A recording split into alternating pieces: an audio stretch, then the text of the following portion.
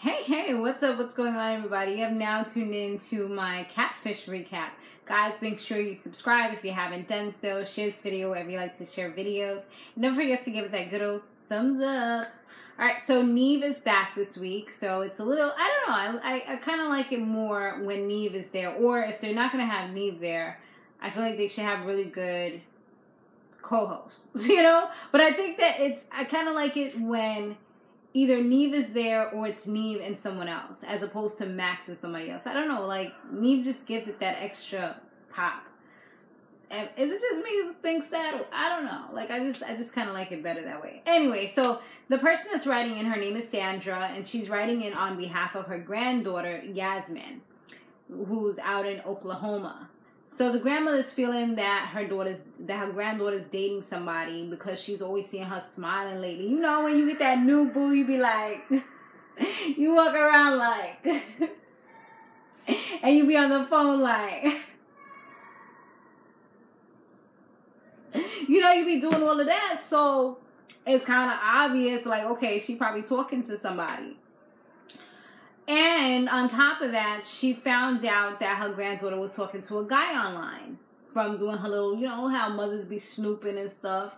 And she also then went on to find a receipt for money that her granddaughter sent to somebody. So she looks up the person and finds this person's name, shows it to her granddaughter, and her granddaughter's like, no, that's not the same voice of this Lewis guy that she said that she's talking to. So, yeah, and the funny thing about it is the money that she sent to this person, it wasn't even to the person per se. Like, it wasn't to his name. It was actually to somebody else's name. So it's like, something ain't right here. So, yeah, the grandma wants to prove that this guy is most likely a liar and just trying to use her and is a fraud. So they look up Neve and Max, they look up the name of the receipt, and they find out that it belongs to a girl named Rihanna, who's out in Arkansas. I can never say that name right. And then when they look up the phone number, it belongs to somebody else, and that person's name is Lakeisha. So they're trying to figure out, like, how these names kind of, like, go, like, what is this? So when they meet up with Yasmine reveals that she met this person through a chat group to get more followers on Twitter. And this guy is like really smart, really funny, like really witty, and he loves her. Lewis always makes excuses for the reasons why he's not able to meet her. And he also said that he had a family member that was sick and he couldn't meet them. So that's why she gave him the $40. So that he'd be able to, like, get gas money or something like that. At least it wasn't a whole ton of money like some of these people be doing. Like, they be sending out hundreds of dollars and stuff like that. And that's money you ain't getting back, you know? So at least, thank goodness, it was only $40. I mean, $40 is a lot when you don't got a job or whatever, you know, or you're young. That could be considered a good amount of money. So, the funny thing about it was that when she sent the money, she said that that Lewis was just like, oh, he didn't have his ID, so if she could send it to this other person. So that's how she ended up sending this to the Rihanna, who's Lewis' friend. So then Lewis goes on, when she finds out about, like, Lewis' voice don't sound right, Lewis goes on to say that his actual name is Milo. And this dude is even cuter than the first one. So she wasn't really too, like, you know, mad about that. She was just like, okay. I'm fine with this. Like, he look even better. But then, like, eventually he goes on and says that his name is actually Blue and sends her another picture. And this picture is nowhere, like, the other picture was up here. This picture was like... So it was like nothing compared, but she was more so interested in the connection that she had with the person as opposed to, like, the physical features from what she said and what she claimed. So she still, even after she got that last picture with Blue, she just continued to talk to him, like, all the time, regardless, because it was somebody she kind of depend on. She went through some hard times with family, and she was kind of the one that was supposed to be the solid rock, and it was hard for her. And this person was always there as an ear, a shoulder to kind of cry on from a distance, from a cyber world. And he helped her through the storm that she was going through. She felt like she just had to be like super strong for her family. And she also said that she's seen that she said she skipped work to talk to him all day. Another thing she said that kind of like hit me was that she said that she sees like everybody in her family kind of go through stuff, and they decide to stay with the person that they with. Like maybe she means like maybe they've had like cheating, infidelity. I mean, it could be anything you can get from what she said. Like there could have been like a lot of like rocky roads, cheating, maybe like stepping outside the relationship, whatever, you know, arguments on a consistent basis, but they decide to stay with each other. So seeing this and growing up seeing these things, you're like, oh, okay, you know what, I'm going to try to make it work with whoever I'm with as well, which is not always the good thing. And that's why I'm really an advocate for, if you got to do what you got to do, don't live your life to put something out there as an image for other people.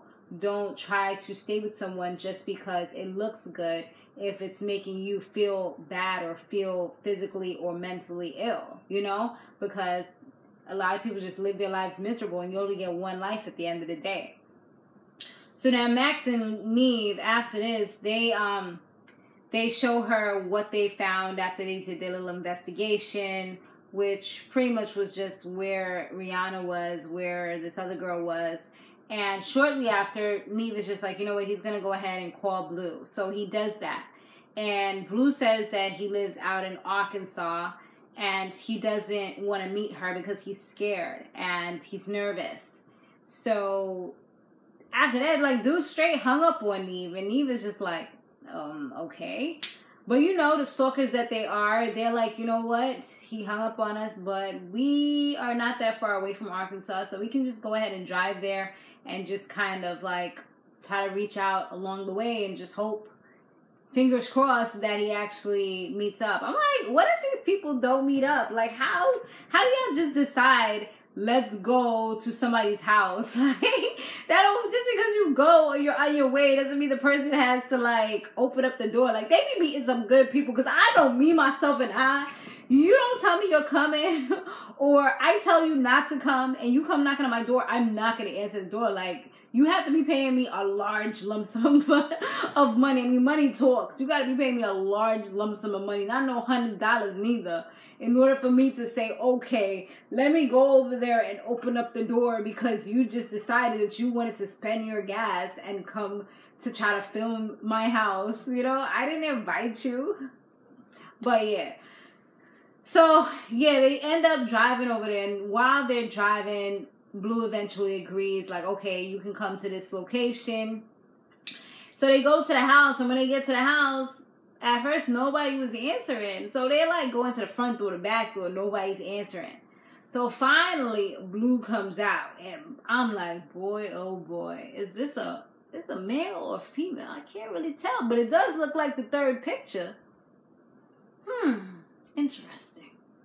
So once Blue starts talking, Blue says, yeah, my name is Blue. They're like, what is your real name? Keerah is the real name. I think it's pronounced Keerah because it's Keerah, but they kept on saying like Kiara. It sounded like they were saying whatever. Keerah.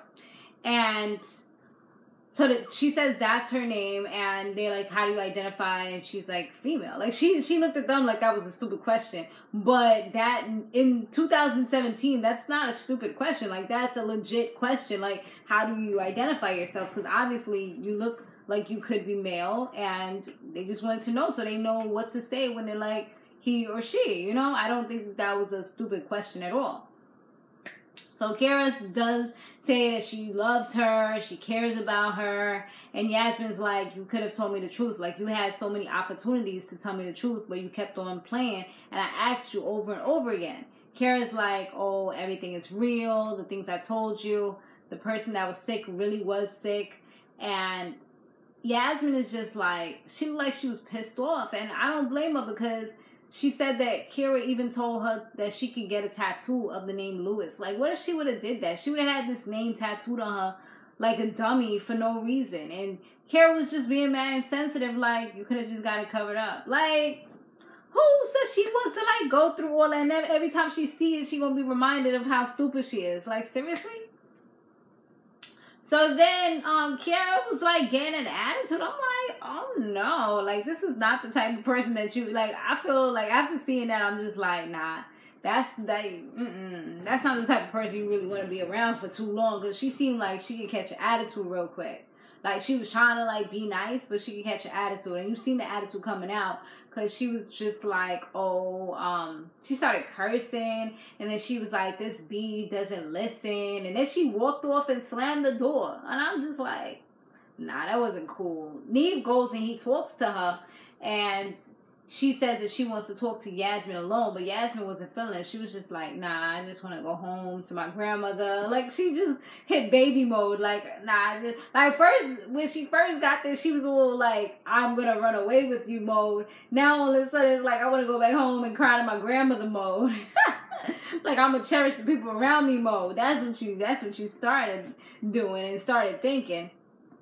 So the next day, they go back to Keerah's house and they're like, okay, so is there a place we can go and sit down? And she's like, oh, we're going to go to the back. She was like, you ain't coming into my house. You ain't going to see everything in my house. The house probably messy or something. She wasn't prepared for this. They kind of snuck up on her real quick. So she kind of like has them sit outside. And when they do that, they kind of just like talk a little bit. She says that she still loves her. And Yasmine's just like, it's best for us to kind of let go and move on. I mean, we kind of seen that coming, but I feel like it's mainly because she was a girl. I feel like if it was a boy, because that was the same picture that she seen, and she was okay with it. But now that you find out it's really a girl, the flip script, like, oh, you could have told me, So, but Keerah said she didn't want to make her feel uncomfortable. That's why she kind of like kept up with the whole shenanigans and the whole lie. And they do eventually like talk and hug, and Keerah tried to slip a little kiss in there. I seen her hugging her real tight when she asked for that hug, and she agreed. But they kind of went their separate ways. And when they did the 2-month update, it seems like they're still okay. Like they're probably not talking every day. And I mean, they didn't say what type of talking they're doing. Like if it's like but it seems like it's just like a friendship type of thing. Yasmine seems like she's doing well. She's back in school now. And Keerah says that she's kind of moved on because she doesn't want to be stuck on somebody who's not feeling the same way about her. So at least it's good that she's able to move on even though they're like friends or whatever. So that was pretty much that episode. It was a little bit confusing, but as we got towards the end, it kind of like made more sense. You know what I mean? Guys, let me know what you thought about this episode down below. Be sure to stay fabulous, live free, and soar limitless. I'll see you in the next one.